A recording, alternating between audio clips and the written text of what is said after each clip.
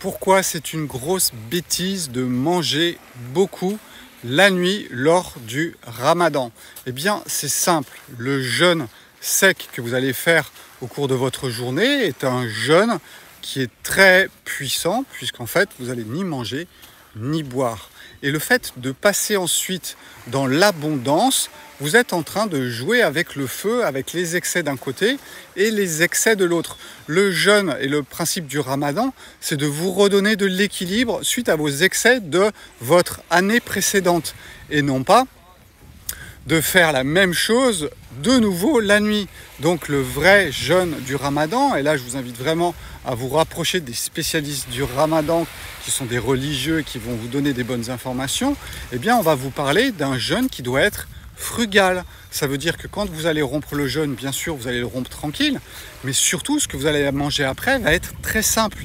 Nous essayons de partager dans les réponses aux vidéos que je suis en train de faire, ce que chacun fait de son côté, et vous allez voir que quand c'est fait dans la douceur, avec des légumes, avec des fruits, avec un petit peu de céréales, avec un petit peu de protéines, eh bien c'est la meilleure façon de faire le Ramadan, parce que votre corps va continuer le lendemain à aller plus profondément à l'intérieur de lui, éliminer les choses, et ensuite ça dure 30 jours, donc c'est pour ça que c'est un très très bon nettoyage au niveau du corps. Alors je ne vous parle pas de ce qui se passe au niveau du mental ou au niveau de l'âme, mais si on parle simplement du corps, il faut faire très attention lors du Ramadan de manger léger après cette période de jeûne.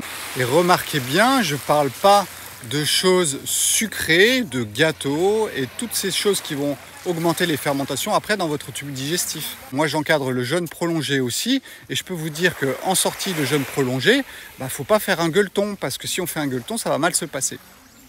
Donc ça c'était le premier point. Le deuxième point qui est très important, c'est que la nuit, le feu digestif s'en va.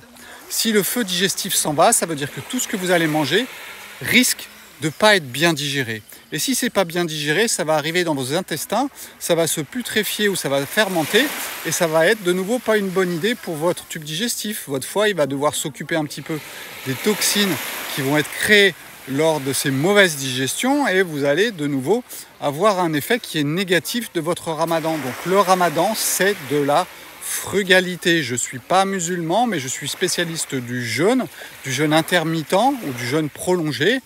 Et bien voilà, c'est une occasion pour moi de partager avec les musulmans aussi ce que dans les textes c'est écrit. Frugalité en premier, sinon vous allez avoir un effet qui va être négatif, parce que votre corps il ne va pas aimer ça.